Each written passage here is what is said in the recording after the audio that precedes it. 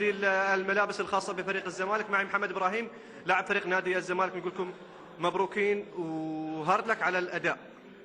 الحمد لله طبعا. هارد لك على الأداء ليه؟ جمهور الزمالك مش راضي على أداء الزمالك. ماشي، في ظل الظروف اللي في نهاية الموسم وكده، وفرقة ناس عاوزة تكسب وكده والكلام، وضاغطين طول الماتش، واللعيبة قضت كل اللي عليها والجهاز ادى كل اللي عليه. الحمد لله على المكسب، واهم شيء المكسب، وان شاء الله يكون الاداء يتحسن الماتش الجاي باذن الله.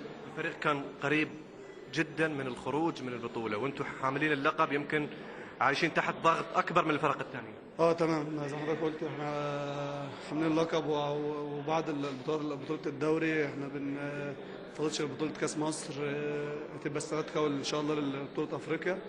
فان شاء الله اللعيبه ان شاء الله ترجع لمستوى الماتش الجاي ويأدي اداء كويس، وناخد الماتش الجاي ونجيب البطوله للجمهور بتاعنا باذن الله. كابتن محمد، الماتش الجاي بعد 3 ايام وفي اسوان، رايك انت كلاعب وكلاعبين، انتم ايه رايكم باقامه المباراه بعد 3 ايام وفي اسوان؟ والله هو هيبقى متعب شويه اللعيبه، بس احنا برضه ما عندناش مشكله، عشان عاوزين يبقى اسوان برضه بلد من بلاد مصريه وبلد جميله، فعاوزين ان شاء الله اللي احنا هيبقى ماتش اكتر من هو ماتش، هيبقى تنشيط للسياحه، وهيبقى ماتش لجمهور، وان شاء الله الجمهور يحضر ويكون يبان بشكل كويس، ويرجع يخلي الناس تثق تاني، يبقى عندهم الثقه في مصر، والناس تيجي مصر تاني.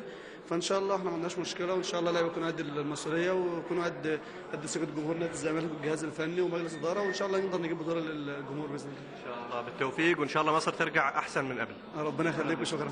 محمد ابراهيم لاعب فريق نادي